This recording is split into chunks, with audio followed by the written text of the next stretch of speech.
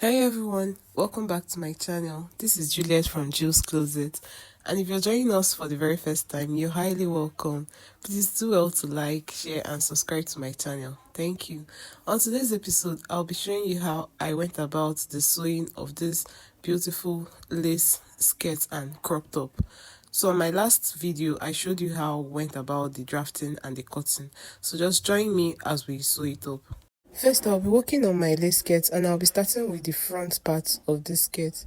So now we have our lining piece and our main fabric, and I'll be sewing them together. I placed it like so, and I had the shiny part of the doll face reflecting on my lace fabric. So I just go ahead and sew down the waistline with half an inch, and also on the down part of this lining I'll be stitching it up with my 1 inch sewing allowance. I'm done sewing it down and this is what it looks like. The next thing I'll be doing now is to take my dart on my waistline. So from the midpoint where I had my skirt notched, I'll mark it out. Then from that midpoint, I'll be going out by 4 inches. This is the width for our dart. Then how long our dart is going to be is 5 inches. So I'll mark that out. And from the sides of the line that I've drawn, I'll be marking out ½ inch on both sides to get my dart. Then from there, I'll be connecting it back to the 5 inches that we have, and I'll form my dart. And just like I did for one side of the dart, I'll be doing the same for the other side of the dart. I went out by 4 inches, then marked out 5 inches length, and I'll go out on both sides of the line by ½ inch and connect it to the point that I have. I'll pick up my fabric, hold it down, and go over to the sewing machine and sew out my dart. This is what the dart looks like after sewing it down. I'll go ahead and work on the back part of the skirt. And remember, it has 2 pieces each, so I'll be pairing the main fabric with the corresponding lining piece. So just watch as I'm doing so. So you start by identifying the front and the back of your fabrics, then you can mark it out, then pair them together. And as you pair them, you make sure that the zip area of the main fabric is aligning with the zip area of the lining piece. After then, I'll go ahead and work on one part of this. So now I have my lining piece placed on the right side of our main fabric. Then this lining piece, preferably the shiny part, will be facing upwards towards me. So the first thing I'll do is to take it to the sewing machine and sew down the zip area with ½ an inch. So I'm done sewing down the zip area and also folded the down part with my 1 inch sewing allowance. I also secured this down with my office pin while I was sewing, so I'll go ahead and remove it. So when I was done with that, I flipped the lining piece open and turned it over to the wrong side, having the right side of my main fabric facing me. So just like you've seen me do the same thing and you get this result. Then at this point, I can now go over to the sewing machine and sew down the waist part with ½ an inch. So for the second side of the back of our skirt, I'll go ahead and do the same thing I did for the first part of the back of our skirt. Now I'm done working on both sides and this is what it looks like. So as you can see, I have the shiny part of my lining piece facing towards the main fabric, and I've closed down the waist part and the zipper part. So I just go ahead and place them together like so and go down to my sewing machine and sew them together with 1 inch sewing allowance. I'm done closing it up and this is what I have.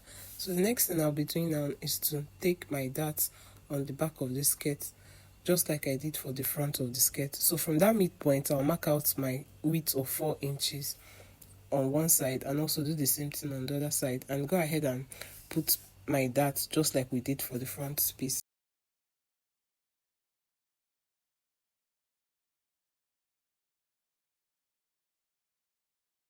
For the front part of this skirt, remember it has this design at the middle part, so I've gone ahead to cut out my doll face for this design. I ironed the paper stitch to this fabric and I folded it into a bias form, and the total width I'm working with is 2.5 inches, but I've gone ahead to iron ½ inches on both sides, forming my 1.5 inch that I need for this design. So what I'll do now is to mark the midpoint of this front part of my skirt. So with my tape, I'll be measuring out the midpoint. Then on that midpoint, I'll take the fabric, the strip that we have now, and align it on this midpoint. Then go down to the sewing machine and sew it down at the midpoint. I made use of office pins to hold it down so that it can be easy to sew this on the sewing machine. So this is what the front part of the skirt looks like after attaching the strip. So the remaining thing is to attach our buttons to it, and that will be later on. Once we are done with that, it's time to attach the front piece and the back piece together. So I placed the front piece over the back piece, the right side facing each other, like so. And I'll go down to the machine and sew down the sides with my 1-inch sewing allowance that I had. I'm done sewing down the side, so this is what I have, and flipping it over to the right side, you can see that the skirt is already taking full shape. I've gone ahead to cut out the band for this skirt, and the total width I'll be using for this band is 5 inches. Then I'll place it on fold to get 2.5 inches. So the 2 inches is for my band and 1/2 inch for my sewing allowance. Now for the length of this band, I already measured out the total length I have at the waist of my skirt after joining the front and the back piece together. Then it gave me about 34, 35. So I went ahead to mark it out and cut out the length that I need for the band. So don't say your waist is 30 inches or your waist is 32 inches. Make sure that you measure out what you have on the waist of your skirt as you've joined it together, because now because of some alterations and the depth that we have, it might require extra inches. I folded in the ends of this band with 1/2 inch so that it has a neat finishing, and I opened up the zipper area, and from one part of this zipper area I'll start sewing down my band with 1/2 inch. Once I'm done with that, you can see what the band looks like. It's neatly attached. And this is what the ends of my band looks like after folding it in. It gives a very good appearance. To attach the zip of this skirt, I'll be opening up that back part, and the length I'll be making use of is 8 inches. So I went ahead to mark out 8 inches. Then just make sure that at that point your 8 inches stop, that you make a tight stitch there so that it doesn't loosen from there. Then because I'm working with a longer zip, I went ahead to open it up, then mark out the length that I need and cut off the remaining parts of the zip.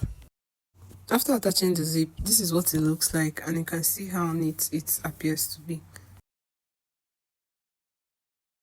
For the lower part of the back of the skirt, we'll be opening up a slit. So I just go ahead and measure out how high I want this slit to be. I went in with 10 inches. Then I'll take it to my machine and make a tight stitch around the ending part so that it doesn't open up from there. And also for the sides of the slit, I'll be holding it down with my needle and thread so that it stays in place. Now I've gone ahead to attach buttons to the center part of our front skirt, and you can see what we have as our final look. For the crop top, I'll start by working on the front part. So I opened it up and paired it with the lining piece.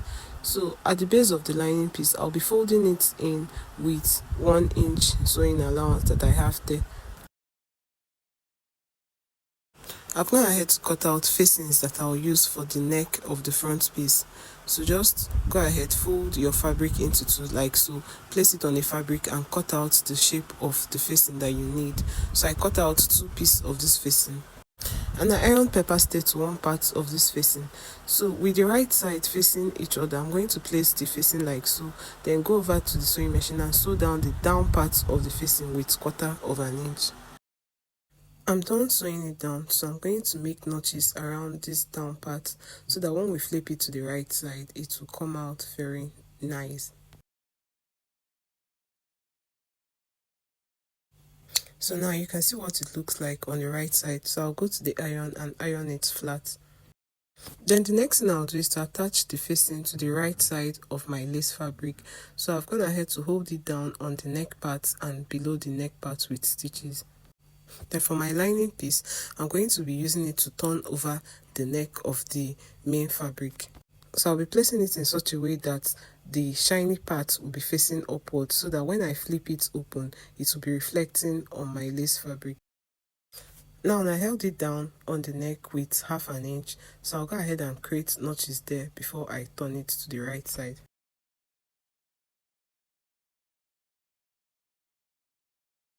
This is what it looks like after flipping it to the right side.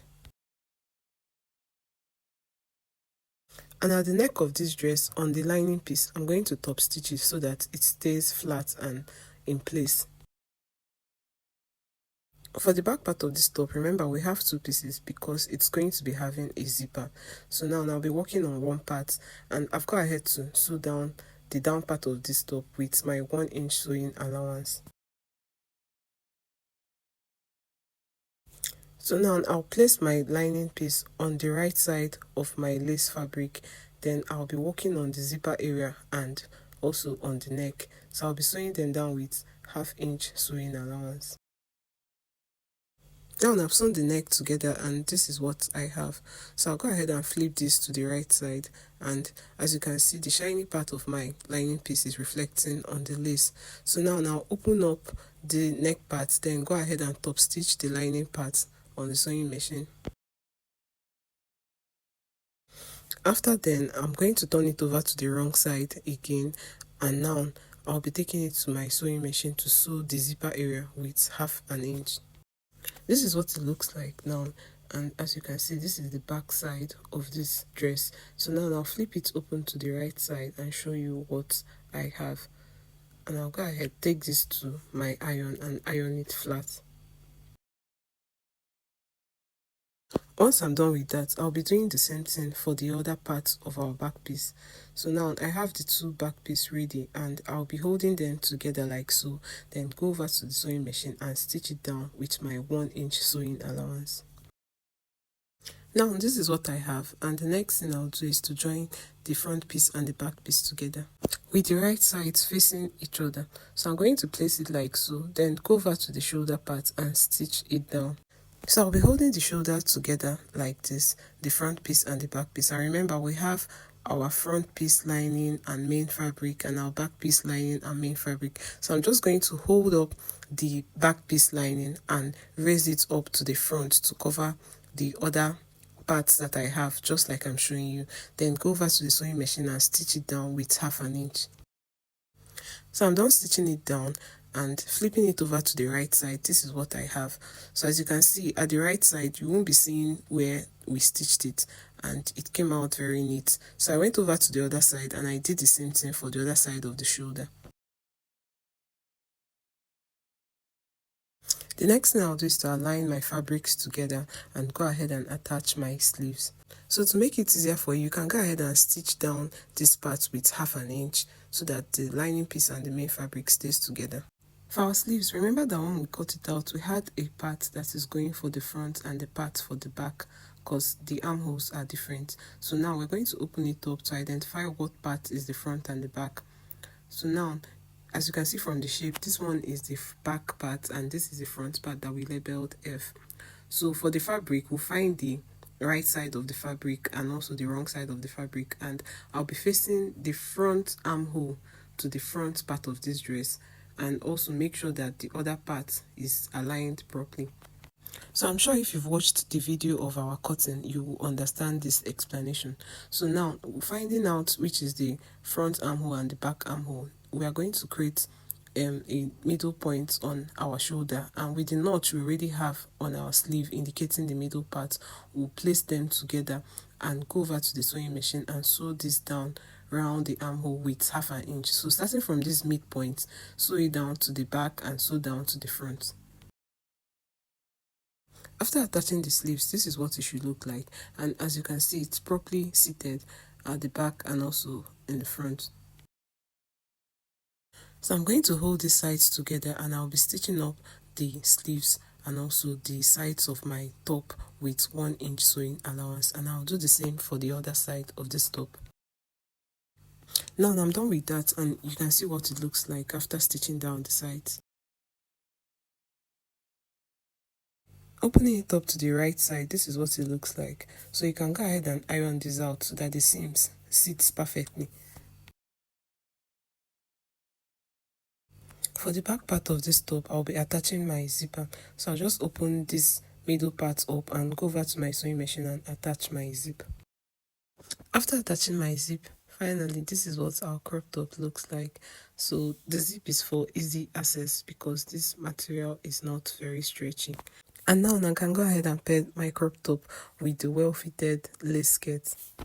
I hope you found this video helpful and valuable. Please do well to like, share and subscribe to my channel if you haven't done that. See you on my next video. Bye.